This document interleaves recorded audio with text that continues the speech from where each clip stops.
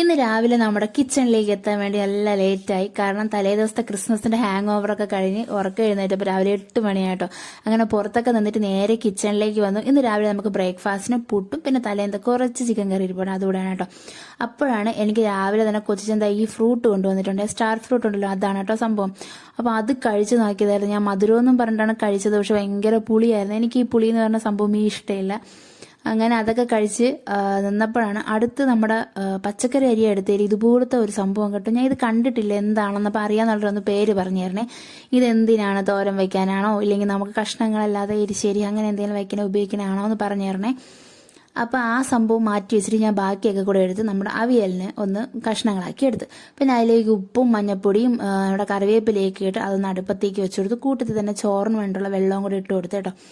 അപ്പോൾ എഴുതിയത് ലേറ്റ് ആയതുകൊണ്ട് എല്ലാം അങ്ങ് സ്പീഡിൽ തന്നെ ചെയ്തെടുത്തു. പിന്നെ മോനും ഫുഡ് കൊടുത്തു, ഞാനും ഫുഡൊക്കെ കൂട്ടി കഴിച്ചു, അത്രയേ ഉള്ളൂ.